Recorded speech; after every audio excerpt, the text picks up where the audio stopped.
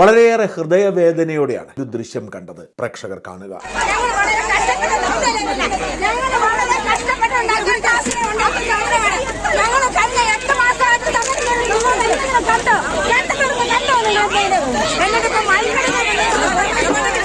നോക്കൂ, ഒരു ആശാവർക്കർ സങ്കടത്തോടെ പറയുന്നതാണ്. കഴിഞ്ഞ 8 മാസമായി സെക്രട്ടേറിയറ്റിന് മുമ്പിൽ മിനിമം ശമ്പളത്തിന് വേണ്ടി സമരം ചെയ്യുന്ന പാവപ്പെട്ട മനുഷ്യരാണ് ആശാവർക്കർമാർ. നമുക്കൊക്കെ അറിയാം, നമ്മുടെയൊക്കെ വീടുകളിൽ വന്ന് ഹെൽത്ത് സർവേയും മറ്റും എടുക്കുന്ന പാവങ്ങൾ. അവർക്ക് മിനിമം വേജ് കിട്ടുന്നില്ല. നമ്മുടെ സർക്കാർ പ്രഖ്യാപിച്ചിരിക്കുന്ന ഇവിടെ നിലവിലുള്ള മിനിമം വേജ് കൊടുക്കുന്നില്ല. അതിനുവേണ്ടി അവർ സമരം ചെയ്യുക. അവരുടെ സമരത്തെ പൂർണ്ണമായും അവഗണിക്കുന്നു. നക്സലൈറ്റുകളാണ് പിന്നിൽ എന്നൊക്കെ പറഞ്ഞ് സർക്കാർ അവരെ അടിച്ചമർത്തുന്നു. ഓർക്കണം, ഇതേ സമയത്ത് അയ്യപ്പ സംഗമമൊന്നും ന്യൂനപക്ഷ സംഗമമൊന്നും ഹിജാബ് സംരക്ഷണ സമരം എന്നൊക്കെ പറഞ്ഞുകൊണ്ട് നമ്മുടെ ഖജനാവിലെ പണം എടുത്ത് മുടക്കിക്കൊണ്ടിരിക്കുക. മുഖ്യമന്ത്രിക്കും അവരുടെ വേണ്ടപ്പെട്ടവർക്കും വേണ്ടി കോടിക്കണക്കിന് രൂപ ഖജനാവിൽ നിന്നും ദൂർത്തടിച്ചുകൊണ്ടിരിക്കുക. അപ്പോഴാണ് പാവപ്പെട്ട ആശാവർക്കർമാർ സമരം നടത്തുമ്പോൾ അവരെ അവഗണിക്കുകയാണ്. അവരെ തിരിഞ്ഞു നോക്കുന്നില്ല, അവരെ പൂർണ്ണമായും അവഗണിക്കുന്നു. എന്നിട്ട് അവർ സഖി കെട്ടിട്ട് ഇന്നലെ ക്ലിഫ് ഹൗസിലേക്ക് ഒരു മാർച്ച് നടത്തിയപ്പോൾ അവർ കഷ്ടപ്പെട്ടുണ്ടാക്കി അവരുടെ മൈക്കും അതുമായി ബന്ധപ്പെട്ട സാധനങ്ങളും പിടിച്ചു പറിച്ചുകൊണ്ട് പോയപ്പോൾ സങ്കടപ്പെട്ട് അവരുടെ നേതാവ് പറഞ്ഞ വാക്കാണ്, ഞങ്ങൾ കഷ്ടപ്പെട്ടുണ്ടാക്കിയതാണ്, അല്പമെങ്കിലും